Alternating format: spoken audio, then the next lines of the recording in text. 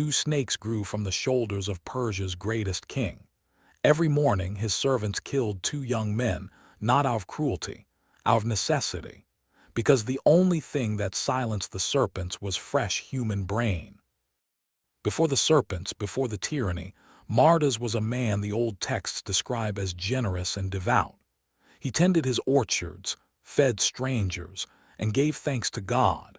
In the Zoroastrian Book of Kings, the Shahnameh, he is the father of the man who would become the worst tyrant ancient Iran ever imagined. Ahriman, the spirit of destruction and chaos, wanted that man. But Ahriman is patient. He doesn't take by force what he can take by consent. He came to Mardas first.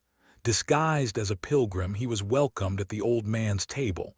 Night after night he whispered suggestions, small ones, then smaller. Until one morning, Mardas rose early to tend his garden and found his own son waiting with a blade. His name was Mardas Yar, but history would remember him by another name. Zahhak. The orchards were stained before the sun was even up. Ahriman was satisfied with the first murder. He walked to Zahhak, praised the young man's ambition, and asked for one reward, to kiss each of his shoulders. It seemed harmless. Zahhak agreed. Where Ahriman's lips touched, something stirred beneath the skin. By morning, 2 serpents pushed through, one from each shoulder, black, living things that couldn't be cut away. Every time they were severed, they grew back by nightfall. The serpent spirit returned, this time wearing the face of a physician. He examined the snakes with great care, then delivered his verdict calmly. There is no cure, but there is a remedy. Feed them every day.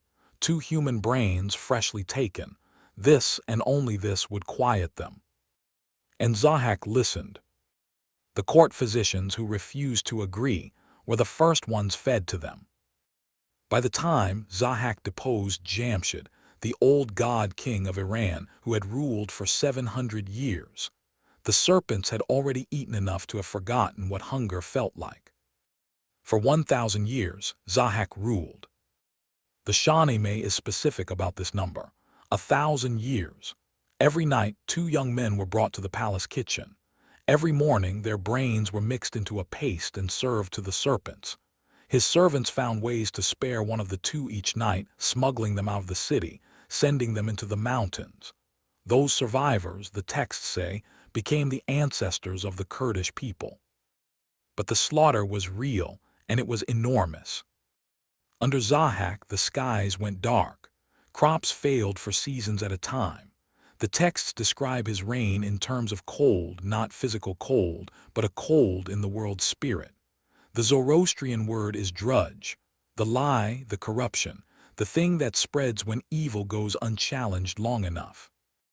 1,000 years is a long time to go unchallenged. Then a blacksmith's son lost his brother to the kitchen. Kaveh was not a warrior or a prince.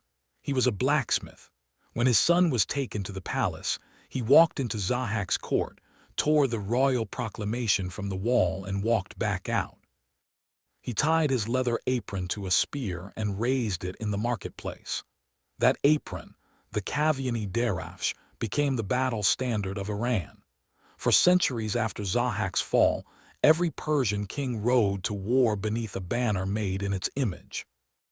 The hero Feridun drove Zahhak from the throne and chained him deep inside Mount Damavand, the great volcano north of Tehran. Not killed, chained, because fate wouldn't allow Zahhak to die. He sleeps there still, according to the Zoroastrian texts, waiting. When the world ends, when Ahriman makes his final push, Zahhak will break his chains and emerge from the mountain.